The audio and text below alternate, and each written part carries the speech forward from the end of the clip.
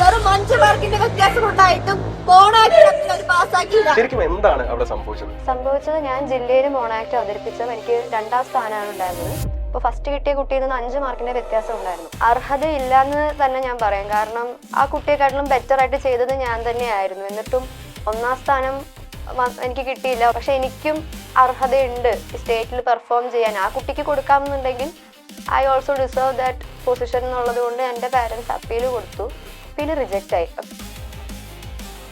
അതായത് ഏറ്റവും ഭംഗിയായിട്ട് ഏറ്റവും വൃത്തിയായിട്ട് എൻ്റെ കുട്ടി സ്റ്റേജിൽ കളിക്കണം എന്നുള്ള ഒരു പ്രഷർ. അതായത് ഇനി അതിന്റെ പേരിൽ എൻ്റെ കുട്ടിക്ക് പ്രൈസ് പോകരുത്, മാർക്ക് കുറയണ്ട, അതിന്റെ മുതൽ അവളുടെ കളി അപാകതയൊന്നും ഉണ്ടാകരുത്. നിങ്ങൾ ഓരോ കലോത്സവത്തിനും പങ്കെടുക്കുന്ന ഓരോ കുട്ടികളുടെയും ഇത് നോക്കിക്കഴിഞ്ഞാൽ ഏറ്റവും നല്ല ഡ്രസ്സും ഏറ്റവും നല്ല ആഭരണം ഇട്ടിരിക്കുന്ന കുട്ടി എന്ന് പറഞ്ഞു കഴിഞ്ഞാൽ 2 ദിവസം ചിലപ്പോൾ ഉച്ചയ്ക്ക് അച്ഛനും അമ്മയും ഭക്ഷണം കഴിച്ചിട്ടുണ്ടാവില്ല.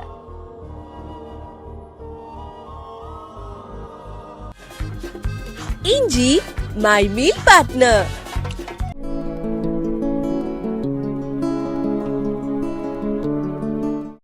ഹലോ, എല്ലാവർക്കും നമസ്കാരം. നമുക്കറിയാം, ഇപ്പോൾ സ്കൂൾ കലോത്സവങ്ങളുടെ കാലഘട്ടമാണ്, അല്ലെങ്കിൽ അതിൻ്റെ ഒരു സീസൺ ആണല്ലേ 2026 തുടങ്ങിയപ്പോൾ തന്നെ.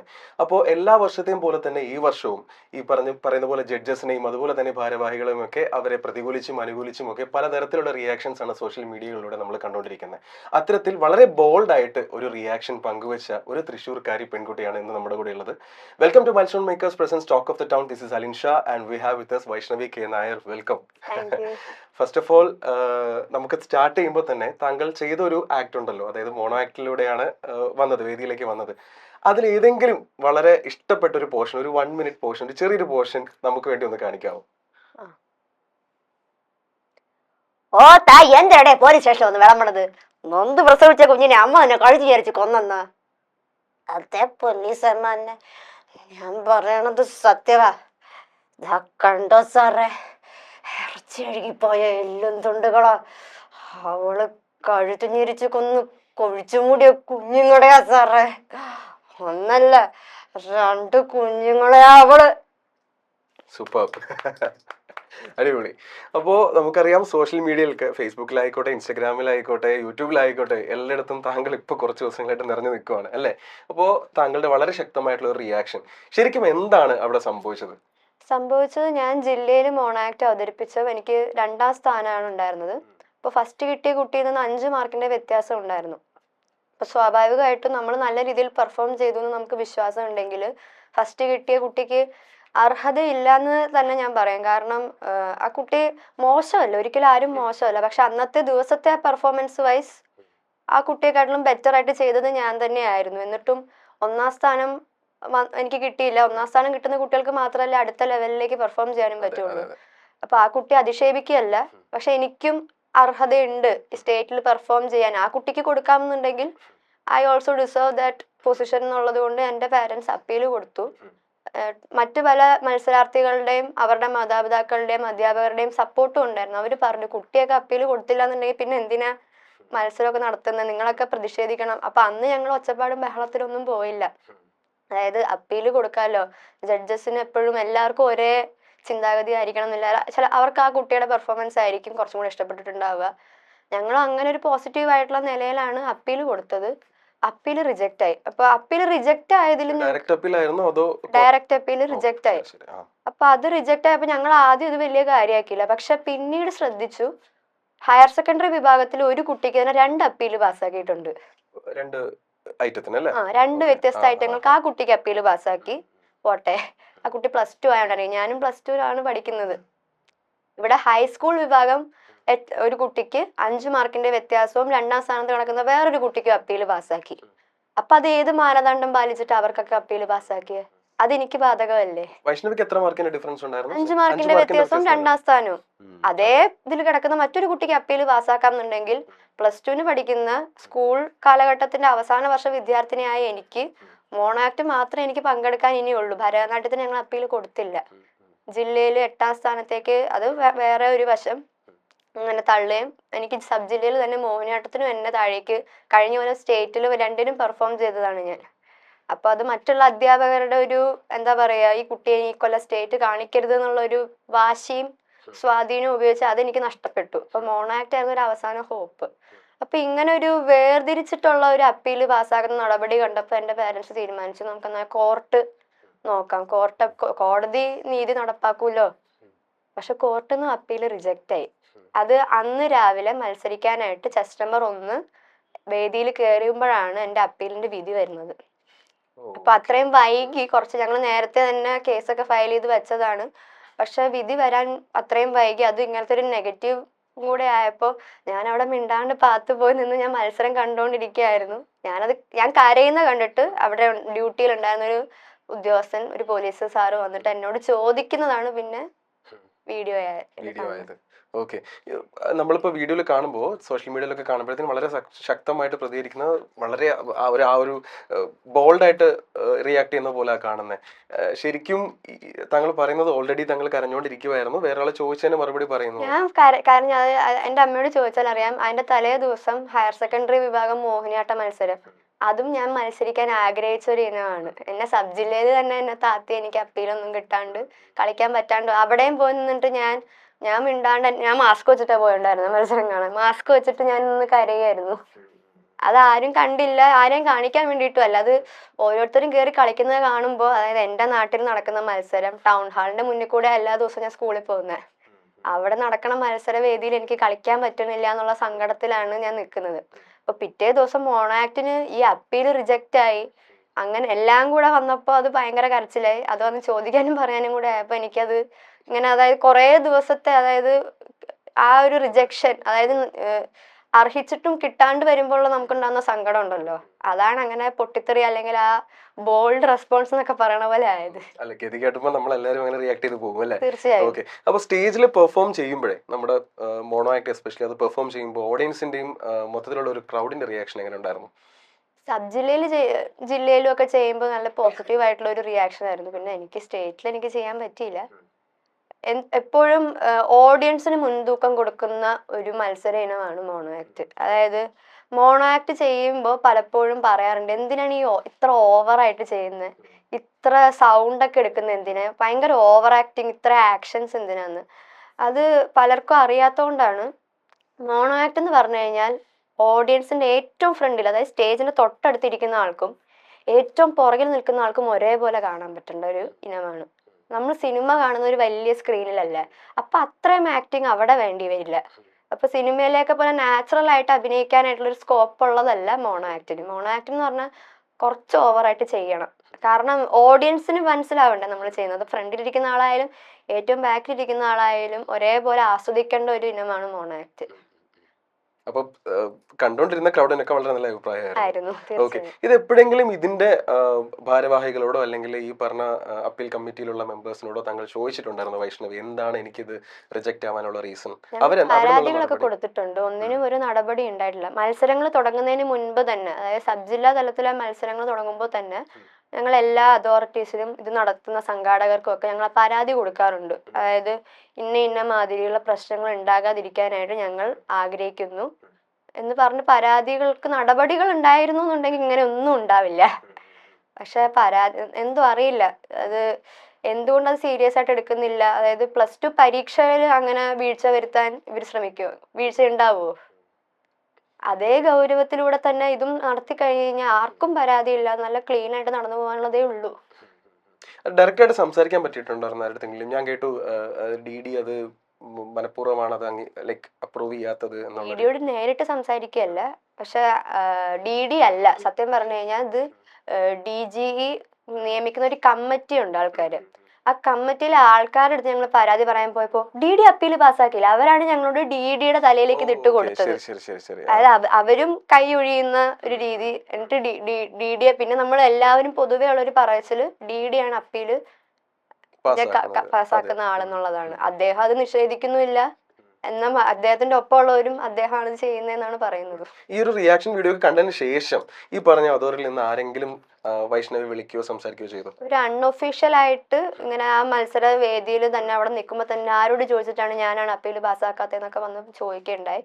പക്ഷെ അത് അത്ര സീരിയസ് ആയിട്ടുള്ള പ്രശ്നങ്ങളൊന്നും ആയില്ല. ആള് ചോദിച്ചു, ഞങ്ങൾ പറഞ്ഞു സാറിന്റെ പേരാണ്, സാറാണ് അപ്പീൽ പാസ്സാക്കാത്തതെന്നാണ് അപ്പീൽ പാസ്സാക്കുന്നു എന്ന് പറയുന്ന കമ്മിറ്റി വരെ പറഞ്ഞത്. അപ്പൊ പിന്നെ ഞങ്ങൾ കുട്ടികളോട് പറയുന്നത്, ഞങ്ങളുടെ മാതാപിതാക്കളോട് അതോറിറ്റീസ് പറയുന്നതല്ലേ ഞങ്ങൾക്ക് കേൾക്കാൻ പറ്റുള്ളൂ. മനസ്സിലായി. ഇപ്പൊ നമ്മൾ താങ്കളുടെ പെർഫോമൻസ് കണ്ടു, അതുപോലെ തന്നെ അതിന് ശേഷം ഉണ്ടായ കാര്യങ്ങളും അതിന്റെ റിയാക്ഷനും ഒക്കെ കണ്ടു.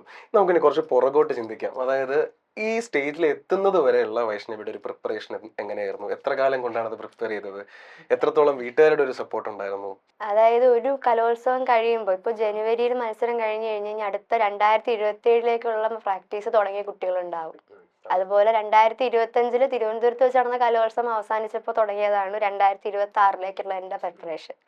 അത് മോണോ ആക്ടിന് വേണ്ടി മാത്രം അല്ല, ഭരതനാട്യത്തിനും മോഹിനിയാട്ടത്തിനും ഒക്കെ അതുപോലെ തന്നെ പ്രിപ്പയർ ചെയ്ത് തുടങ്ങിയതാണ്. അപ്പോൾ എനിക്ക് തോന്നുന്നു ഒരു എക്സാംസ് ഒക്കെ കഴിഞ്ഞ് വെക്കേഷൻ ആയപ്പോൾ തൊട്ട് ഇങ്ങനെ പഠിക്കാനായിട്ട് എന്നെ മോണോ ആക്ട് പഠിപ്പിക്കുന്നത് അങ്കമാലിയുള്ള ബിജു ആലുക്കൽ എന്ന് പറയുന്ന സാറാണ്. അപ്പോൾ സാറിന് ഹെർണിയയുടെ കുറച്ച് ഇഷ്യൂസ് ഉണ്ടായിരുന്നു. ആള് സർജറി കഴിഞ്ഞ് റിക്കവർ പോലും ആയി റെസ്റ്റ് എടുക്കുന്ന ടൈമിൽ ആണ് ആളിരുന്ന് ഇതൊക്കെ മോണോ ആക്ട് എഴുതി. ഇത് സ്ക്രിപ്റ്റ് നമ്മളൊരു സിനിമ എഴുതുന്ന പോലെ തന്നെ എഴുതാനുണ്ട്. ഒരാൾക്ക് വേണ്ടിയിട്ടാണെന്നുണ്ടെങ്കിൽ, ഒരാൾ ഒറ്റയ്ക്ക് ചെയ്യുന്നതാണെങ്കിലും അത് മോണോ ആക്ടിന്റെ ഒരു പ്രധാന ക്രൈറ്റീരിയ ആണ് മാക്സിമം ക്യാരക്ടേഴ്സ് ഉണ്ടായിരിക്കണം. ഇപ്പൊ ഞാൻ ചെയ്യുന്ന മോണോ ആക്ടിൽ തന്നെ ഒരു 16 ക്യാരക്ടേഴ്സോളം ഉണ്ട്. അമ്മയും അമ്മമാരും നായ അങ്ങനെയൊക്കെ ആയിട്ട്. അപ്പോൾ അങ്ങനെ ക്യാരക്ടേഴ്സ് സാറ് എഴുതി അതെന്നെ വിളിച്ച് പറഞ്ഞു, ഇന്ന പോലെയാണ് സംഭവങ്ങൾ. എനിക്ക് കഥയൊക്കെ സാറ് പറഞ്ഞു തന്നു, റെഫറൻസ് പറഞ്ഞു തന്നിട്ടുണ്ടായിരുന്നു. കാരണം നമ്മൾ മോണോ ആക്ട് എന്ന് പറഞ്ഞു കഴിഞ്ഞാൽ വെറുതെ ചിന്തിച്ചെഴുതുന്ന സംഭവമല്ല, നമ്മുടെ സമൂഹത്തിൽ നടക്കുന്ന കാര്യങ്ങളാണ് ആയിരിക്കണം. ടോപ്പിക്കിന് ഒരു റെലവൻസ് ഉണ്ടായിരിക്കണം, എന്നാലല്ലേ ഓഡിയൻസിന് കണക്ട് ആവുള്ളൂ. അപ്പോൾ ഇന്ന കാര്യങ്ങളൊക്കെ കണ്ടു വെക്കണം എന്നൊക്കെ സാറ് പറഞ്ഞിട്ടുണ്ടായിരുന്നു. അത് കഴിഞ്ഞ് ആള് സർജറി കഴിഞ്ഞ് പിറ്റേ ദിവസം വോയിസ് ക്ലിപ്പ് അയച്ചു തന്നു. അപ്പോൾ അത് പിന്നെ ഇങ്ങനെ കേട്ട് സാറ് കുറച്ചൊന്ന് ട്രാവൽ ചെയ്യാന്നൊക്കെ ആയപ്പോൾ വീട്ടിൽ വന്ന് ക്ലാസ് എടുത്ത് ആണ് സബ് ജില്ലയിലേക്ക് പോകുന്നത്. ഓക്കെ, വീട്ടുകാരുടെ ഒരു മാനസികാവസ്ഥ എന്തായിരുന്നു ഈ ഒരു കാര്യങ്ങളിലൂടെ ഒക്കെ പോകുമ്പോൾ? അവരെന്ന് പറഞ്ഞാൽ എന്നെക്കാളും തകർന്നൊരവസ്ഥയിലായിരുന്നു. കാരണം അവരെ സംബന്ധിച്ച് വൈഷ്ണവി കെ നായരല്ല കരയുന്നത്, അവരെ സംബന്ധിച്ച് അവരുടെ മോളാണ് കരയുന്നത്. അവരുടെ മോളെ പറ്റിയിട്ടൊക്കെയാണ് കാര്യം പോലും മനസ്സിലാക്കാതെ കുറെ നെഗറ്റീവ് കമന്റ്സ് വരുന്നു, കുറെ പോസിറ്റീവ്സും ഒക്കെ ഉണ്ട്. അപ്പൊ ഇതൊക്കെ കാണുമ്പോ അമ്മ പറയും, ആ ഇൻസ്റ്റാഗ്രാം ഒന്ന് ഡിലീറ്റ് ചെയ്തിട്ട് നമുക്ക് നാട് വിട്ടു പോവാം, അതാകുമ്പോ ഒരു പ്രശ്നമില്ലല്ലോ. കാരണം ഒരു പക്ഷെ എന്നെക്കാളും കൂടുതൽ എഫേർട്ട് എടുക്കുന്നത് എൻ്റെ പാരൻസ് തന്നെയാണ്. കാരണം അവരുടെയും കൂടെ ആഗ്രഹമാണ്. അതായത് നമ്മൾ എത്ര പഠിക്കാൻ, നമ്മൾ എത്ര സ്പോർട്സിനും, നമ്മൾ എത്ര കായികവും കലയായിട്ട് നമുക്ക് കഴിവുണ്ടെങ്കിലും പാരൻസിന്റെ ഒരു വലിയ സപ്പോർട്ടാണ് നമ്മൾ എവിടെയെങ്കിലുമൊക്കെ എത്തുന്നത്. അതിപ്പോ ഒത്തിരി ഉയർന്ന തലങ്ങളിൽ ഇരിക്കുന്ന ആൾക്കാരുടെ അവര് പറയുന്ന അവരുടെ ബാക്ക് സ്റ്റോറി എടുത്ത് നോക്കിയാൽ അവരുടെ പാരൻസ് വഹിക്കുന്ന ആ ഒരു അവരുടെ എഫേർട്ട് എന്ന് പറയുന്നത് പോലെ തന്നെ എൻ്റെ ജീവിതത്തിലും ഇപ്പോഴും എൻ്റെ കരുത്തല്ല എൻ്റെ അമ്മയാണ് എൻ്റെ പോരാളി. ഓക്കെ, ഈ ഞാൻ ഇടയ്ക്ക് കണ്ടു താങ്കൾ തന്നെ പറഞ്ഞൊരു കാര്യമാണ് വൈഷ്ണവി. അതായത് 25 വർഷം മുന്നേ നവ്യ നായർ ഇതുപോലെ ഒന്ന് റിയാക്ട് ചെയ്ത് നമ്മൾ കണ്ടു. ഈ 25 വർഷമായിട്ടും ഈ പറഞ്ഞ ഒരു കാര്യത്തിന് വലിയ വ്യത്യാസമൊന്നും വന്നിട്ടില്ല. എല്ലാ വർഷവും പല കുട്ടികളും ഇതുപോലെ റിയാക്ട് ചെയ്യുന്നുണ്ട്, കാശ് മേടിച്ച് ചെയ്യുന്നത് എന്ന് കേൾക്കുന്നുണ്ട്. അതുപോലെ തന്നെ പരിചയമുള്ള ആൾക്ക് പ്രൈസ് കൊടുക്കുന്നു, അവരെ ഫേവർ ചെയ്ത റിസൾട്ട് വരുന്നു എന്ന് കേൾക്കുന്നുണ്ട്. അതുപോലെ ഫേവർ ചെയ്തതുകൊണ്ട് അപ്പീല്, അതായത് അതിനകത്തും ഫേവറിസം കാണിക്കുന്നു, അങ്ങനെയാണ് അപ്പീല് പാസ് ചെയ്യുന്നത് എന്നൊക്കെ വർഷങ്ങളായിട്ട് കേൾക്കുന്ന ഒരു കാര്യമാണ്. എന്നിട്ടും ഇപ്പോഴൊരു മാറ്റമില്ല എന്നുള്ളതാണ്. ഈ ഒരു എവിടെയാണ് ശരിക്കും ചേഞ്ച് വരേണ്ടത്, അല്ലെങ്കിൽ ആരുടെ ഭാഗത്ത് തെറ്റെന്നാണ് വൈഷ്ണവ് വിചാരിക്കുന്നത്? നമ്മുടെ എല്ലാവരുടെയും അത് തെറ്റുണ്ട്. അതായത് ഇപ്പൊ മത്സരിക്കുന്ന എന്റെയും, അതായത് ഇങ്ങനത്തെ പ്രശ്നങ്ങളൊക്കെ നടക്കുന്നുണ്ടെന്ന് അറിഞ്ഞിട്ട് മത്സരിക്കാൻ പോകുന്നതും എന്റെ തെറ്റല്ലേ? അങ്ങനെ തെറ്റ് പറയാൻ പറ്റുമോ? അല്ല, നമ്മൾ അതിനെ അറിഞ്ഞുകൊണ്ട് നമ്മൾ നിന്ന് കൊടുക്കുന്നു എന്നുള്ളതൊരു ഭാഗമുണ്ട്. രണ്ടാമത്തേത്, ഇതല്ലേലും നമുക്ക് അറിയാലോ, ഇത് ഇങ്ങനെയൊക്കെയാണല്ലോ എന്ന് പറഞ്ഞിട്ട് റിയാക്ട് ചെയ്യാതെ പോകുന്ന കുറെ പേരുണ്ട്.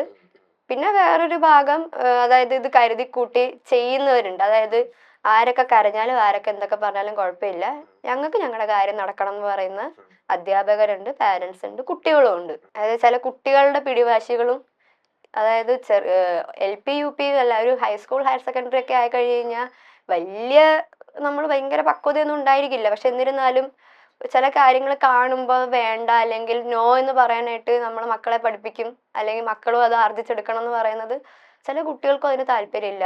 അവർക്ക് എങ്ങനെയൊക്കെ ആയാലും, അതായത് എങ്ങനെ കളിച്ചാലും കളിച്ചില്ലേലും അവർക്ക് പ്രൈസ് വരണം. അതിന് അച്ഛനും അമ്മയും കൂട്ട് നിൽക്കുകയും കൂടെ ചെയ്യുമ്പോൾ പിന്നെ പറയണ്ടല്ലോ. ഇഞ്ചി മൈ മീൽ പാർട്ട്ണർ. ഇങ്ങനെയുള്ള കാര്യങ്ങളൊക്കെ നേരിട്ട് അനുഭവമില്ലേ? അതായത് നേരിട്ട് കണ്ടുമുക്കാൻ എന്റെ സ്കൂളിൽ നിന്ന് തന്നെ ഞാൻ അനുഭവിക്കുന്നുണ്ടായിരുന്നു. അതായത് സ്കൂളിൽ മത്സരത്തില് ഞാൻ പലതരത്തിലുള്ള, എനിക്ക് ക്ലാസ്സിൽ ഇരിക്കുന്നത് ഇഷ്ടമല്ല. അപ്പൊ ക്ലാസ് കട്ട് ചെയ്യാൻ വേണ്ടിയിട്ട് എന്തൊക്കെ ഐറ്റം ഉണ്ട് അതിനൊക്കെ പോയി ഞാൻ മത്സരിക്കും. പാട്ടിനും ഡാൻസിനും. അപ്പോൾ ഡാൻസ് ഞാൻ കുറച്ച് സീരിയസ് ആയിട്ട് എൻ്റെ അമ്മ ഡാൻസ് ടീച്ചറാണ്. അപ്പോൾ അമ്മുമ്മയും ഡാൻസ് ടീച്ചേഴ്സാണ്. അപ്പോൾ അങ്ങനെ ആ ഒരു ഞാൻ ജനിച്ച് വളരുന്നത് തന്നെ ഡാൻസ് ക്ലാസ്സിൻ്റെ ആ അന്തരീക്ഷത്തിലാണ്. അപ്പോൾ എനിക്ക് അതിനോട് കുറച്ച് സീരിയസ് ആയിട്ടുള്ള ഇൻട്രസ്റ്റ് ഉള്ളത് അത് ഞാൻ നല്ലപോലെ പ്രാക്ടീസ് ചെയ്ത് ഒക്കെ ക്ലാസ്സിൽ മത്സരിക്കാൻ പോകും. ഡാൻസ് മത്സരത്തിനൊക്കെ പോകുമ്പോൾ എല്ലാത്തിനൊന്നും എനിക്ക് പ്രൈസ് കിട്ടാറില്ല. ഇപ്പോൾ എൻ്റെ ഈ സ്കൂളിൽ ഞാനിപ്പോൾ പഠിക്കുന്ന സ്കൂളിൽ കഴിഞ്ഞ 2 വർഷമായിട്ട് എനിക്കാണ് പ്രൈസ് കിട്ടുന്നത്. അപ്പോൾ ഞാൻ പദ്യപാരായണത്തിനൊക്കെ മത്സരിക്കാറുണ്ട്. അതിനൊന്നും എനിക്ക് കിട്ടാറില്ല. കാരണം എന്നേക്കാൾ നല്ലപോലെ പെർഫോം ചെയ്യുന്ന എൻ്റെ സീനിയറും എൻ്റെ ജൂനിയറൊക്കെ ആയിട്ടുള്ള ചേച്ചിമാർക്കും കുട്ടികൾക്കൊക്കെയാണ് കിട്ടിയിട്ടുള്ളത്. അപ്പം അതിനൊന്നും എനിക്ക് പ്രതിഷേധമില്ല. കാരണം അർഹതയുള്ളവർക്ക് കിട്ടുന്നു എന്നുള്ളത് എനിക്കറിയാം ഞാൻ എത്രകൊണ്ട് അതിന് എഫേർട്ട് ഇട്ടിട്ടുണ്ടെന്നുള്ളത്. അപ്പോൾ വേറൊരു കുട്ടി കൂടെ പഠിക്കുന്ന കുട്ടിക്ക് അത് തീരെ അംഗീകരിക്കാൻ ആ കുട്ടിയെ പൂർണ്ണമായിട്ടും കുറ്റം പറയില്ല. നമ്മളെ നയിക്കുന്നവർക്കും നമ്മളോട് അത് ശരിയാണ് ഇന്നത് തെറ്റാണെന്ന് പറഞ്ഞുതരാൻ പറ്റണ്ടേ. അങ്ങനെ ഒരു സപ്പോർട്ട് ആ കുട്ടിക്ക് ഇല്ലാത്തതുകൊണ്ടായിരിക്കാം എനിക്ക് ഈ വർഷം മോണോ ആക്ടിന്റെ റിസൾട്ട് വന്നപ്പോൾ തന്നെ ആ കുട്ടി സ്കൂള് മാറിപ്പോയി. ആ കുട്ടി +2 ആണ്. ആ കുട്ടി സ്കൂള് മാറിപ്പോയി. പിന്നെ അങ്ങനെ ഭയങ്കര ഇഷ്യൂസ് ഒക്കെ ആയിരുന്നു. അവര് വാട്സപ്പിലും ഒക്കെ ഫേസ്ബുക്കിലും ഒക്കെ എൻ്റെ സ്കൂളിനെ പറ്റി, അതായത് സ്കൂളുകാർ, അതായത് 864ഓളം കുട്ടികൾ ഹയർ സെക്കൻഡറി വിഭാഗം മാത്രം പഠിക്കുന്ന ഒരു സ്കൂളിലാണ് ഞാൻ പഠിക്കുന്നത്. അവിടെ എന്നെ ഒരാളെ ഫേവർ ചെയ്യേണ്ട ആവശ്യം യാതൊരു വിധത്തിലും സ്കൂളിനില്ല. ഒരു ഫുൾ A+ കാരിയല്ല ഞാൻ. അതായത് സത്യം പറഞ്ഞാൽ ഈ കലോത്സവത്തിനും എല്ലാത്തിനും ഞാൻ പങ്കെടുക്കും. ടീച്ചേഴ്സിനും അത്യാവശ്യം എന്നെ അറിയാം. പക്ഷെ അത് വെച്ചിട്ട് എന്നെ ഫേവർ ചെയ്യുന്ന എനിക്ക് അങ്ങനെ ഫേവേഴ്സ് സ്കൂളിൽ നിന്ന് കിട്ടുന്നില്ല. എനിക്ക് നല്ല ഒരു കുട്ടിക്കും കിട്ടുന്നില്ല, ചെയ്യുന്നില്ല. ടീച്ചേഴ്സ് വളരെ പ്രൊഫഷണലായിട്ട് പെരുമാറുന്ന ഒരു വർക്ക് എൻവയോൺമെന്റ് ആണ് ഞങ്ങളുടെ സ്കൂളിലുള്ളത്. അപ്പൊ അതിനൊക്കെ ഇങ്ങനെ കരിവാരി തേച്ചുകൊണ്ടുള്ള ഫേസ്ബുക്ക് കമന്റുകളും, അതായത് ഈ ഇപ്പൊ വരുന്ന നെഗറ്റീവ് കമന്റ്സിനൊക്കെ മുന്നേ തന്നെ എന്നെ ട്രോളുന്ന ഒരു സമൂഹ മാധ്യമങ്ങളിൽ വരുന്ന ഇതുപോലുള്ള കമന്റ്സ് വിഷമിപ്പിച്ചിട്ടില്ലേ? ഞാൻ ഇന്ന് ചിരിക്കും. അതെന്താന്നറിയില്ല, കൊറേ കാര്യങ്ങൾ ഇങ്ങനെ ഇപ്പൊ ഞാൻ പറഞ്ഞില്ല, ഈ കമന്റ്സ് വരുന്നതിന് മുമ്പേ തന്നെ എന്നെ ഫേസ്ബുക്കില് ഒരമ്മയും ആ അമ്മയുടെ കുട്ടിയും കൂടെ ഇങ്ങനെ പറഞ്ഞിടുന്നതൊക്കെ വായിച്ച് നമുക്കതൊരു കോമഡിയായി. പിന്നെ എൻ്റെ ഫ്രണ്ട്സൊക്കെ സ്ക്രീൻഷോട്ട് എടുത്തിട്ട് ഇങ്ങനെ അവരത് ഇങ്ങനെ ആ കമന്റ് ചെയ്യുന്ന ആളുടെ ടോണിൽ വായിച്ചിട്ട് ഇന്ന മനോഭാവത്തിലൊക്കെ ആയിരിക്കും അവർ പറയാന്നൊക്കെ പറഞ്ഞ അങ്ങനെയാണ്. എൻ്റെ ഫ്രണ്ട്സാണ് ഒരു വിധത്തിൽ എന്നെ ഈ നെഗറ്റീവ് കമന്റ്സിനൊക്കെ കോമഡി ആയിട്ട് എടുക്കാൻ എന്നെ സപ്പോർട്ട് ചെയ്യുന്നത്. ഈ 25 കൊല്ലം മുന്നേ ഇതേപോലെ ക്യാമറയുടെ മുന്നിൽ നിന്ന് വന്ന് കരഞ്ഞൊരു പെൺകുട്ടി ഇന്ന് വലിയൊരു സ്റ്റാറാണ്. അതുപോലെയൊക്കെ ആവോ? പ്രതീക്ഷയുണ്ടോ? ഞാൻ അതിന് വേണ്ടിയിട്ട് വൈറലായതോ അല്ലെങ്കിൽ അതിന് വേണ്ടിയിട്ടൊന്നും ഞാൻ ചെയ്തത്. എനിക്ക് എൻ്റെ ഏറ്റവും വലിയ ആഗ്രഹം ഒരു നർത്തകിയായിട്ട് അറിയപ്പെടുക എന്നുള്ളതായിരുന്നു. അത് ഞാൻ ഇപ്പോഴും ആയിട്ടില്ല. അതായത് നല്ലൊരു ഡാൻസർ ആവാൻ എനിക്ക് ഇനിയും പഠിക്കണം, ഞാൻ ഇനിയും പെർഫോം ചെയ്യണം. അപ്പോൾ അതിലേക്കുള്ള ഇപ്പോൾ ഞാനും ഇപ്പോഴും പഠിച്ചുകൊണ്ടിരിക്കുകയാണ്. അപ്പോൾ അതിനുള്ള സപ്പോർട്ടും എനിക്ക് എൻ്റെ ഫാമിലിയിൽ നിന്നുണ്ട്. അങ്ങനെ എത്താനായിട്ടാണ് ഞാൻ ആഗ്രഹിക്കുന്നത്. ഇപ്പോൾ സോഷ്യൽ മീഡിയയിൽ ഒരു ദിവസം എത്രയോ വീഡിയോസ് വൈറലാവുന്നുണ്ട്. അതിലൊരു ഇങ്ങനെ കൂണിങ്ങനെ പൊട്ടി മുളയ്ക്കുന്ന പോലെ എവിടെയോ ഒരു ഇതിൽ വൈറലായി. അതിന് കുറേ ആളുകൾക്ക് അത് റിലേറ്റബിൾ ആണ്. അതുകൊണ്ട് ഞാനത് ആ ഒരു സെൻസിൽ എടുക്കുന്നുള്ളൂ. ഒന്നും ആയിട്ടില്ല ഞാൻ, അതെനിക്ക് നല്ല ബോധമുണ്ട്. ഇഷ്ടമാണോ അഭിനയിക്കാൻ? ഇഷ്ടമാണോ അങ്ങനെ ചോദിച്ചാൽ ഞാൻ സിനിമ എനിക്ക് കാണാൻ ഭയങ്കര ഇഷ്ടമാണ്. ഞാൻ ഇറങ്ങുന്ന സിനിമകളൊക്കെ അച്ഛനോടും അമ്മയോടും കാലൊക്കെ പിടിച്ച് അങ്ങനെ ഇറങ്ങുന്ന സിനിമകളെല്ലാം തിയേറ്ററിൽ പോയി കാണാനായിട്ടുള്ള ഒരു സിറ്റുവേഷൻ അല്ല വീട്ടില്. പക്ഷെ എങ്ങനെയെങ്കിലുമൊക്കെ എന്നെ അവർ കാണിക്കാൻ കൊണ്ടുപോകും. എനിക്ക് സിനിമകൾ കാണാൻ ഭയങ്കര ഇഷ്ടം. അതായത് എങ്ങനെയാണ് അതായത് അമ്മയോട് ഞാൻ പറയും, അമ്മ കണ്ടോ ആ സീനിൽ അങ്ങനത്തെ ലൈറ്റിങ് കൊടുക്കാൻ കാരണം ഇപ്പോഴത്തെ മാനസികാവസ്ഥ കഥാപാത്രത്തിന്റെ അങ്ങനെയാണ്, അതുകൊണ്ടാണ് അതങ്ങനെ എന്നൊക്കെ പറയാൻ എനിക്ക് അങ്ങനെ ഒബ്സർവ് ചെയ്യാൻ ഭയങ്കര ഇഷ്ടമാണ്. അതുകൊണ്ടാണ് ഞാൻ മോണോ ആക്ടിന് വേണ്ട ഒരു സ്കില്ല് ഒബ്സർവേഷൻ ആണ്. ഏറ്റവും കൂടുതൽ ഇൻസ്പയർ ചെയ്ത ഒരു ആക്ടറും, അതായത് ഒരു അഭിനേത്രിയും അതുപോലെ തന്നെ ഒരു നൃത്തകി, ഒരു ഡാൻസറിനെയും പറയാൻ പറഞ്ഞു കഴിഞ്ഞാൽ ആര് പേര് പറയും? ഡാൻസർ എന്ന് പറയാൻ എൻ്റെ അമ്മ, അഭിനേത്രി എന്ന് പറയാനും എൻ്റെ അമ്മ. കാരണം ജീവിതത്തിലെ പല കഷ്ടപ്പെട്ടു പോകുന്ന അവസ്ഥയിലും, അതായത് ഞാനൊക്കെ ആണെങ്കിൽ എൻ്റെ അമ്മയുടെ സ്ഥാനത്ത് ചിലപ്പോൾ തകർന്നു പോയിണ്ടാവും. പക്ഷെ അപ്പോഴും ഇങ്ങനെ ചിരിച്ച് ഭയങ്കര, അതായത് എൻ്റെ മക്കൾക്ക് ഞാനേ ഉള്ളൂ, ഞാൻ തകർന്നു പോയാൽ അവർക്ക് വേറൊരിതില്ല, ഒരു തരം അഭിനയമാണ്. അമ്മ ചിരിച്ച് അമ്മ സ്ട്രോങ് ആയിട്ട് നിൽക്കുന്നു എന്നുള്ളത്, അതിന്റെ പിന്നിൽ അമ്മ എടുക്കുന്ന സ്ട്രെസ് ഒന്ന് സ്കൂളിലൊക്കെ പോയി വരുമ്പോൾ അമ്മയുടെ മുഖത്തുണ്ടാവും. കരഞ്ഞിട്ടുണ്ടോ, ഇന്ന് എത്ര നേരം കരഞ്ഞു, അതുപോലെ ഫുഡിന് ഉപ്പ് കൂടി കഴിഞ്ഞാൽ അറിയാം അമ്മ കരഞ്ഞിട്ടുണ്ടോ എന്നുള്ളത്. ശ്രദ്ധിച്ചിട്ടുണ്ടാവില്ല ഭക്ഷണം ഉണ്ടാക്കുമ്പോ. ഈ അപ്പീലിന് പോകുന്നത് നമുക്ക് ചുമ്മാ കയറി അങ്ങ് ഒരു ഫോം ഫില്ല് ചെയ്ത് കൊടുക്കുന്നതല്ല. അതിന്റെ പിന്നില് ഇപ്പൊ എനിക്ക് തോന്നുന്നു ഞാൻ പഠിക്കുന്ന സമയത്ത് അതൊരു 5000 6000 ആ ഒരു റേഞ്ച് ആയിരുന്നു. 5000 രൂപ ആണ്, അത് തന്നെയാണ്, മാറ്റമില്ല. ഓക്കെ, ശരി. എത്രത്തോളം കാശ് ചെലവാക്കേണ്ടി വന്നിട്ടുണ്ട്? ഡയറക്റ്റ് അപ്പീലിന് ഈ ഫോം ഫില്ല് ചെയ്ത് കൊടുക്കുന്നതിന്റെ കൂടെ ഒരു 5000 രൂപ ഞങ്ങൾക്ക് കൊടുക്കേണ്ടി വന്നു. അത് കഴിഞ്ഞ് പിന്നെ കോർട്ട് അപ്പീൽ എന്ന് പറയുമ്പോൾ അത് വാദിക്കുന്ന വക്കീലിന് എന്തായാലും ഒരു തുക കൊടുക്കണ്ട. അദ്ദേഹത്തിന് ജോലിയല്ലേ, അദ്ദേഹത്തിന്റെ പ്രതിഫലം ഞങ്ങൾക്ക് ഒരു 20,000 രൂപ കൊടുക്കേണ്ടി വന്നിട്ടുണ്ടായിരുന്നു. പിന്നെ അപ്പീൽ എങ്ങാനും പാസ്സായി കഴിഞ്ഞു കഴിഞ്ഞാൽ നമുക്ക് അവിടെ കോർട്ട് അപ്പീൽ പാസ്സായാൽ അവിടെ കളിക്കണം എന്നുണ്ടെങ്കിൽ നമ്മൾ വേറെ 10,000 രൂപ കെട്ടിവെക്കണം. അങ്ങനെ ഉണ്ട്. അത് നമ്മൾ ഡയറക്റ്റ് അപ്പീൽ നമുക്ക് തന്നാലും നമ്മൾ കോർട്ട് അപ്പീൽ തന്നാലും സ്റ്റേറ്റിൽ കളിക്കുമ്പോൾ ഒരു 10,000 രൂപ നമ്മളവിടെ കമ്മിറ്റി ഓഫീസിൽ കൊണ്ടുപോയി കെട്ടിവെക്കണം. കുട്ടി കവർ ചെയ്ത് എ ഗ്രേഡ് വന്നാൽ ആ പൈസ തിരിച്ചു തരും, അല്ലെങ്കിൽ പൈസ പോയി.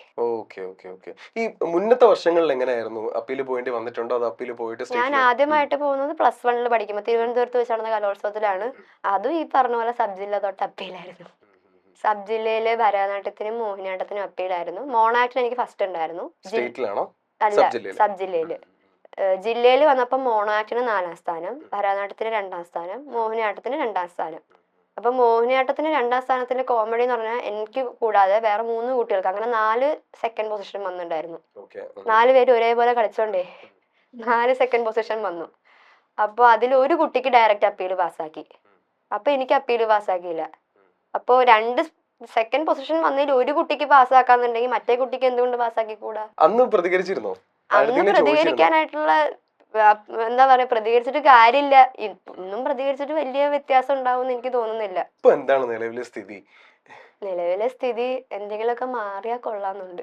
അതായത് ഒട്ടും ആഗ്രഹിക്കുന്നില്ല ഇങ്ങനെ പ്രതികരിക്കണം. അതായത് കപ്പലണ്ടിയൊക്കെ കഴിച്ച് ഫ്രണ്ട്സിന്റെ കൂടെ പോയി വട്ടപ്പാട്ട് മത്സരം അതൊക്കെ കണ്ട് നടക്കേണ്ട സമയത്ത് ഇങ്ങനെ അവിടെ പോയി കരഞ്ഞ് ഇതാവേണ്ട അവസ്ഥ എന്ന് പറഞ്ഞ, അതായത് നമ്മളുടെ ബാല്യകാലത്ത് നല്ല മെമ്മറീസേ നമുക്ക് പിന്നെ ഭാവിയിൽ ഓർക്കാനുണ്ടാവുള്ളൂ. എനിക്ക് ഇപ്പൊ തിരിഞ്ഞു നോക്കുമ്പോ ഇനി അയ്യോ അന്ന് കിടന്ന് കരഞ്ഞത് എന്ന് പറയാനുള്ളതേ ഉള്ളൂ.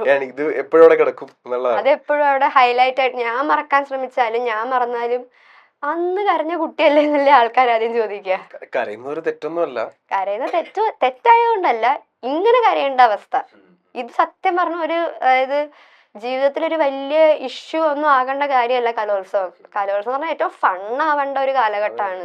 അതിൽ കരയേണ്ടി വരുന്നു എന്നുള്ളതാണ് പറഞ്ഞത്. ഇപ്പോൾ നമ്മൾ ഫേസ്ബുക്കിലും അതുപോലെ തന്നെ യൂട്യൂബ് ഷോർട്സിലും ഒക്കെ കമന്റ്സ് വായിക്കുമ്പോൾ മെജോറിറ്റി ഓഫ് കമന്റ്സിലും ആൾക്കാർ പറയുന്നതെന്ന് പറഞ്ഞു കഴിഞ്ഞാൽ ഇപ്പോഴും ഇത് തുടരുന്നുണ്ടല്ലോ, എത്ര വർഷമായി കുട്ടികൾ, എന്നാണ് ഇതിന് കറക്റ്റ് ഒരു നീതി ലഭിക്കുക, അല്ലാന്നുണ്ടെങ്കിൽ കറക്റ്റ് ആയിട്ടൊരു ജഡ്ജ്മെന്റ് എപ്പോഴാണ് വന്നു തുടങ്ങുക, ഈ പറഞ്ഞ ഫേവറസും കാര്യങ്ങളും ഒക്കെ മാറ്റി നിർത്തി നല്ലൊരു ജഡ്ജ്മെന്റ് എന്നാണ് വന്നു തുടങ്ങുക എന്ന് ഒരു വിഭാഗം കമന്റ് ചെയ്യുന്നുണ്ട്. ചിലർ പറയുന്നുണ്ട് ഈ കുട്ടികൾക്ക് എന്താണ് ഒരു പരാജയം അക്സെപ്റ്റ് ചെയ്യാനുള്ള ഒരു ബുദ്ധിമുട്ടാണോ, അവർക്ക് എന്താ ഏതെങ്കിലും ഒരാൾക്ക് ഫസ്റ്റ് കിട്ടിയാലേ പറ്റുള്ളൂ, അപ്പൊ സെക്കൻഡ് തേർഡ് കിട്ടുന്ന എല്ലാ കുട്ടികളും ഇതുപോലെ റിയാക്ട് ചെയ്ത് തുടങ്ങി കഴിഞ്ഞാൽ എങ്ങനെ പോകും, കുട്ടികൾക്ക് ഈ വരുന്ന തലമുറയിലെ കുട്ടികൾക്ക് പരാജയങ്ങൾ അക്സെപ്റ്റ് ചെയ്യാൻ ഒരു ബുദ്ധിമുട്ടുണ്ട് എന്ന് പറയുന്ന ഒരു വിഭാഗമുണ്ട്.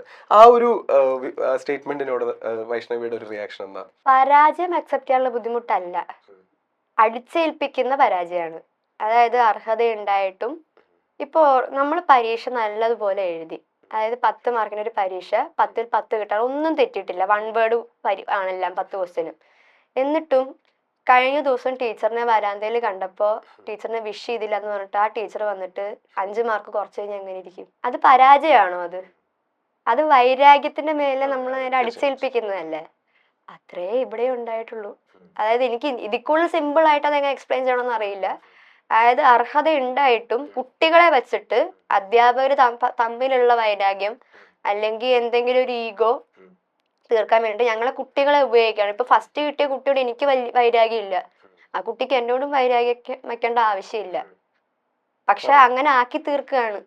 അതായത് ഞാൻ നേരത്തെ പറഞ്ഞില്ല, ആ കുട്ടി മോശമാണെന്ന് ഞാൻ എവിടെയും പറഞ്ഞിട്ടില്ല, ആ കുട്ടിക്ക് അർഹതയില്ല അല്ലെങ്കിൽ അതിന് കഴിവില്ല എന്ന് ഞാൻ എവിടെയും പറഞ്ഞിട്ടില്ല. അന്നത്തെ ദിവസം നടന്ന മത്സരം ആ കുട്ടിയെക്കാളും നന്നായി ഞാൻ പെർഫോം ചെയ്തിട്ടുണ്ട്, അത്രേ ഞാൻ പറഞ്ഞിട്ടുള്ളൂ. എന്നിട്ടും എനിക്ക് അതുപോലെ തന്നെ റിമാർക്സ് എഴുതി വെച്ചിട്ടുണ്ട്, മികച്ച പെർഫോമൻസ് ജഡ്ജസ്, സെക്കൻഡ് പൊസിഷനും മികച്ച പെർഫോമൻസും. അതിൽ തന്നെ ഒരു പൊരുത്തക്കേടില്ലേ. അപ്പൊ ഇങ്ങനെ പരസ്പര ബന്ധമില്ലാത്ത കാര്യങ്ങൾ മുതിർന്നവർ ഞങ്ങളെ നയിക്കേണ്ടവർ ചെയ്തു വെക്കുന്നു, ഞങ്ങൾ അതിനെ റിയാക്ട് ചെയ്യുമ്പോൾ കുറ്റം മൊത്തം ഈ സബ് ജില്ല റിസൾട്ട് വന്നപ്പോ സെക്കൻഡ് ആയെന്ന് പറഞ്ഞല്ലോ. ആ. അപ്പൊ ആ സമയത്ത് ജഡ്ജസിനോട് ക്ലാരിഫിക്കേഷൻ ചോദിച്ചിട്ടുണ്ടായിരുന്നു എപ്പോഴെങ്കിലും? സബ് ജില്ലയിൽ ഇതിലും വലിയ സബ് ജില്ലയിൽ മീഡിയ ഇല്ലാത്തതുകൊണ്ട് ആരും അത് കണ്ടില്ല. കേറി ശരിക്കും ഞങ്ങക്ക് വഴക്കിട്ടു. അതായത് ഫോൺ എടുത്ത് ഉപയോഗിക്കുന്നുണ്ടായിരുന്നു ജഡ്ജ്. കേട്ടു. ഫോൺ എടുത്ത് ഉപയോഗിക്കുന്നു. പെർഫോമൻസിന്റെ ഇടയ്ക്കല്ല, ടാബുലേഷൻ ചെയ്യുന്നതിനിടയില്. പെർഫോമൻസിന്റെ ഇടയിലാണെങ്കിൽ പിന്നെയും പോട്ടെ എന്ന് നോക്കിയാൽ ഇത് ജഡ്ജ്മെന്റ് ചെയ്യുന്നതിന്റെ ഇടയിൽ ടാബുലേറ്റ് ചെയ്യുന്ന സമയത്ത് ഫോൺ ഉപയോഗിക്കേണ്ട ആവശ്യം എന്താ? അത് ഉപയോഗിക്കാൻ പാടില്ല. ഉപയോഗിക്കാൻ പാടില്ല. ഫോൺ ജഡ്ജസിന്റെ കയ്യിലിരിക്കാൻ പാടില്ല. ഫോൺ ജഡ്ജസ് ഇപ്പൊ ഒരു സ്കൂളിലെ മത്സരത്തിന് പോയാൽ പോലും ജഡ്ജസിന്റെ ഫോൺ വാങ്ങി ടീച്ചർമാര് ഓഫീസ് റൂമിൽ വെക്കും. ഒരു സബ് ജില്ലാ കലോത്സവം നടക്കുമ്പോ അതേ മാനദണ്ഡം എന്തുകൊണ്ട് പാലിച്ചുകൂടാ? ചോദിച്ചപ്പോ അവര് ഞങ്ങൾ അങ്ങനെ പലതും ചെയ്യും, നിങ്ങൾക്ക് വന്ന് മത്സരിച്ചിട്ട് പോയാ പോരെ. അപ്പൊ മാനദണ്ഡങ്ങൾ പാലിക്കാത്ത മത്സരത്തിലൊന്നും മത്സരിച്ചിട്ട് പോകേണ്ട ആവശ്യം ഞങ്ങൾക്കില്ല. ടൈമർ ഉണ്ടായിരുന്നില്ല. 5 മിനിറ്റ് ആണ് മാക്സിമം. അതില് 10 മിനിറ്റ് എന്തോ ഗ്രേസ് പീരീഡ് ഉണ്ട്. 10 സെക്കൻഡ് എന്തോ ഗ്രേസ് പീരീഡ് ഉണ്ട്. പക്ഷെ ഒരു നല്ല വെൽ സ്ക്രിപ്റ്റഡ് ആയിട്ടുള്ള വെൽ പ്രാക്ടീസ്ഡ് ആയിട്ടുള്ള കുട്ടിക്ക് ആ ഗ്രേസ് പീരീഡിന്റെ ആവശ്യമൊന്നുമില്ല. 5 മിനിറ്റിന്റെ ഉള്ളിൽ തന്നെ ചെയ്യാനുള്ള ഒരു ഇതേ മോണോ ആക്ടിനുള്ളൂ. അത് നല്ല രീതിയിൽ പ്രാക്ടീസ് ഉള്ള ഒരു കുട്ടിക്ക് അത് പറ്റും. സ്ക്രിപ്റ്റും ഒരു നല്ല പ്രോപ്പറായിട്ട് സ്റ്റൈലൈസ്ഡ് ആയിട്ട് ചെയ്തിട്ടുണ്ടെന്നുണ്ടെങ്കിൽ അതും ഒരു 4.5 മിനിറ്റ് ഒക്കെ മതി ഒരു നല്ലൊരു മോണോ ആക്ട് പെർഫോമൻസിന്. ഫസ്റ്റ് സബ് ജില്ലയിൽ ഫസ്റ്റ് വന്ന കുട്ടി 6 മിനിറ്റോളം ചെയ്തു. അപ്പൊ ഞങ്ങള് ടൈം ഔട്ട് ആയ കുട്ടിയെ ഡിസ്ക്വാളിഫൈ ചെയ്തു എന്ന് ഇവര് പറയുന്നു, കമ്മിറ്റി അംഗങ്ങള്. ജഡ്ജസും പറഞ്ഞു ഞങ്ങളും ആ കുട്ടിയുടെ മാർക്ക് വെട്ടി. പിന്നെ ആ കുട്ടി എങ്ങനെ ഫസ്റ്റ് വന്ന്?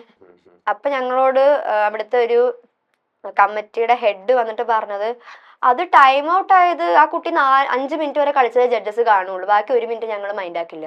ഇല്ല, മാനദണ്ഡങ്ങൾ അതായത് അവർ പറഞ്ഞ ക്രൈറ്റീരിയ മീറ്റ് ചെയ്യാത്ത ആൾക്കാരെ സ്പോട്ടിൽ ഡിസ്ക്വാളിഫൈ ചെയ്യേണ്ടതല്ലേ? അത് ചെയ്തിട്ടില്ല.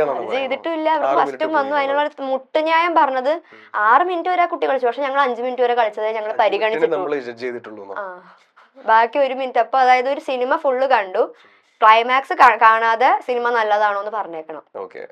അങ്ങനെയാണ് അവിടെ ജഡ്ജ്മെന്റ് ചെയ്തതെന്നാണ് ജഡ്ജസ് പറയുന്നത്. പൊതുവെ ഈ ടൈം ഒരു കൗണ്ട് ഡൗൺ പോലെ ഒരു സിസ്റ്റം ഇപ്പോഴും വന്നിട്ടില്ല. കൗണ്ട് ഡൗൺ അല്ല, ഇപ്പൊ ജില്ലാ സ്റ്റേറ്റ് തലങ്ങളിലൊക്കെ ടൈമിന് ഇത്ര സമയമാകുമ്പോ ലൈറ്റ് കത്തുക എന്നുള്ളതാണ്.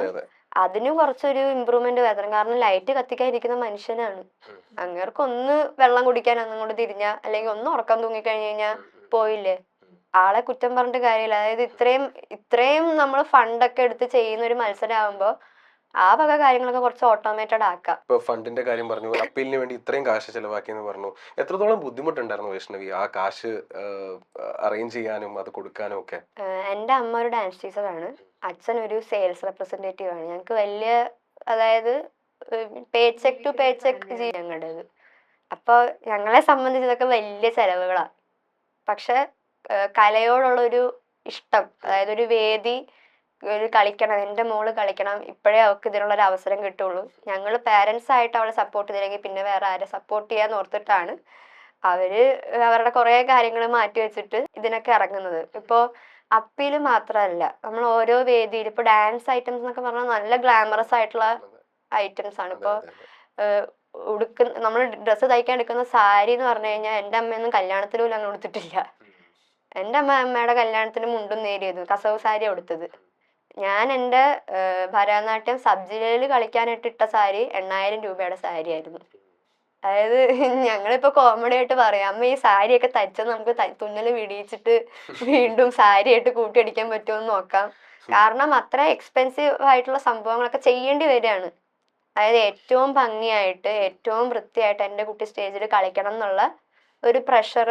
അതായത് ഇനി അതിന്റെ പേരിൽ എന്റെ കുട്ടിക്ക് പ്രൈസ് പോകരുത്, മാർക്ക് കുറയണ്ട, അതിന്റെ മുതൽ അവളുടെ കളി അപാകതയൊന്നും ഉണ്ടാകരുത് എന്നോർത്ത് എൻ്റെ പാരന്റ് മാത്രമല്ല കേട്ടോ, ഒത്തിരി കുട്ടികളുടെ പാരന്റ്സ്, നിങ്ങൾ ഓരോ കലോത്സവത്തിനും പങ്കെടുക്കുന്ന ഓരോ കുട്ടികളുടെയും ഇത് നോക്കിക്കഴിഞ്ഞാൽ ഏറ്റവും നല്ല ഡ്രസ്സും ഏറ്റവും നല്ല ആഭരണം ഇട്ടിരിക്കുന്ന കുട്ടി എന്ന് പറഞ്ഞു കഴിഞ്ഞാൽ 2 ദിവസം ചിലപ്പോ ഉച്ചയ്ക്ക് അച്ഛനും അമ്മയും ഭക്ഷണം കഴിച്ചിട്ടുണ്ടാവില്ല. പിന്നിൽ അത്രയും കഷ്ടപ്പാടുണ്ടാവും.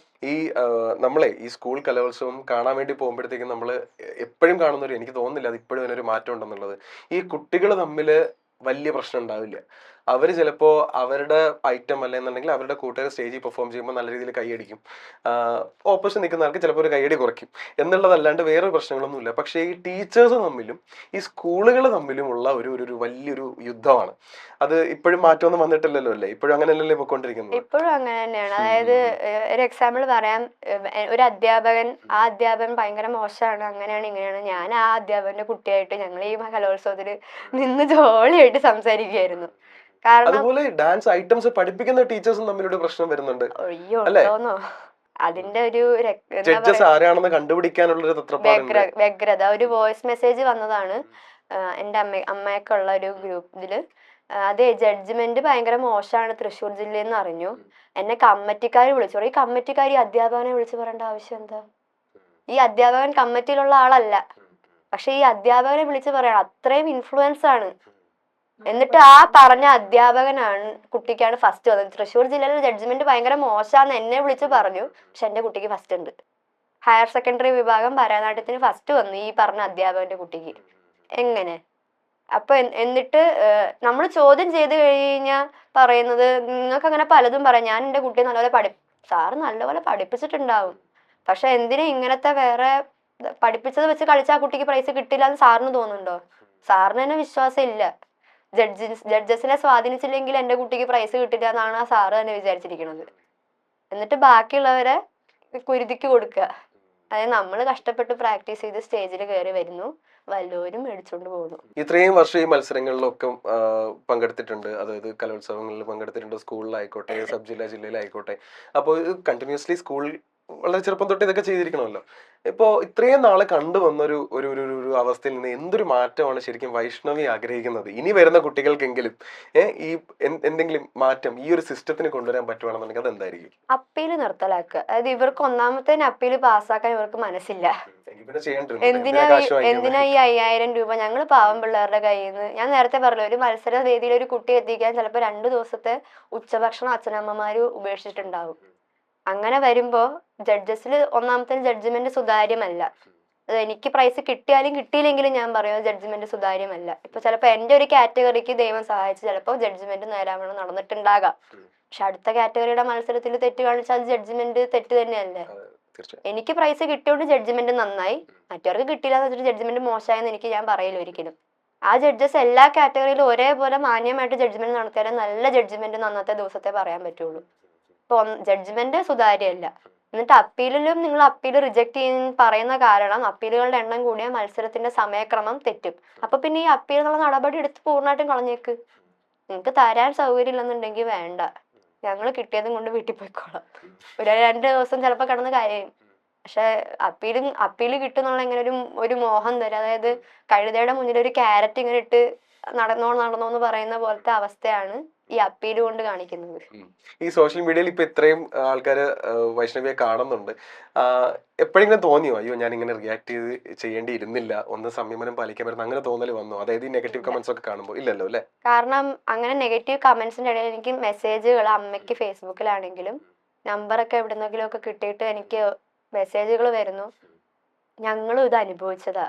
അതായത് ഒരു 25ഓളം മെസ്സേജ് ഞങ്ങളിത് അനുഭവിച്ചതാന്ന് പറയുന്ന കേൾക്കുമ്പോൾ അവരുടെയൊക്കെ ഒരു വോയിസ് ആയിട്ട്, ഞാൻ അതിനു വേണ്ടി ചെയ്തതല്ല, പക്ഷെ അതങ്ങനെ സംഭവിച്ചു. അതായത് എനിക്കിനി മാറ്റാൻ പറ്റില്ല, അത് നടന്ന സംഭവം മാറ്റാൻ പറ്റില്ല. അപ്പൊ എനിക്ക് അത് അക്കൗണ്ടബിൾ ആവും. അതിന്റെ അക്കൗണ്ടബിലിറ്റി ഞാൻ സ്വീകരിക്കുന്നു. ഞാനത് പറഞ്ഞു, ഞാൻ അതിൽ ഉറച്ചു നിൽക്കുന്നു. എന്താണ് ഇനി ഭാവി പരിപാടികൾ? എനിക്കിപ്പോൾ ഞാൻ +2 എക്സാമിൻ്റെ ഇടയിലാണ്. ഇന്നലെ ബോട്ടണി ലാബൊക്കെ കഴിഞ്ഞു. ഇനിയിപ്പോൾ പഠിത്തത്തിലേക്കാണ് ഞാൻ ഫോക്കസ് ചെയ്യുന്നത്. അത് കഴിഞ്ഞിട്ട് എൻട്രൻസിന് ഞാൻ പ്രിപ്പറേഷൻ കോച്ചിങ്ങിനൊക്കെ പോകണം. അപ്പം അതിനാണ്. ഓക്കെ, അപ്പൊ എന്തായാലും റിയാക്ട് ചെയ്യേണ്ട സ്ഥലത്ത് റിയാക്ട് തന്നെ ചെയ്യണം വൈഷ്ണവി. അപ്പോൾ താങ്കളുടെ ഭാഗത്ത് ശരിയുണ്ടെന്ന് താങ്കൾ വിശ്വസിക്കുന്നിടത്തോളം കാലം റിയാക്ട് ചെയ്യുക എന്നുള്ളതാണ്. അപ്പോൾ ഒരിക്കലും റിയാക്ട് ചെയ്യുന്നത് തെറ്റല്ല. അനീതി കാണുമ്പോൾ റിയാക്ട് ചെയ്യുക. താങ്കളുടെ ഭാഗത്ത് ശരിയെന്ന് ഉറച്ച് വിശ്വാസമുണ്ടെങ്കിൽ ആ പറഞ്ഞ കാര്യങ്ങളിലൊക്കെ റിയാക്ട് ചെയ്യുക. ഈ പറഞ്ഞ പോലെ നെഗറ്റീവ് കമന്റ്സ് ഒക്കെ ഉണ്ടാവും, അതൊന്നും വലിയ കാര്യമാക്കണ്ട. പിന്നെ തുടർന്നും ഇനി കോളേജ് കാലഘട്ടത്തിലും കോളേജ് കലോത്സവങ്ങളിലൊക്കെ സ്റ്റാറായിട്ട് നിൽക്കാൻ പറ്റട്ടെ. ഓക്കെ, അപ്പോൾ ഇന്ന് ഈ സംസാരിക്കുമ്പോൾ താങ്കൾക്ക് ഒരു ചെറിയ എന്താ പറയുക, ആൾക്കാരുടെ ഒരു അറ്റൻഷൻ കിട്ടുന്നുണ്ടല്ലോ, അത് നല്ല രീതിയിൽ തന്നെ ഭാവിയിൽ യൂസ് ചെയ്യാൻ പറ്റട്ടെ എന്ന് ആത്മാർത്ഥമായിട്ട് ആശംസിക്കുന്നു. Thank you so much. Thank you.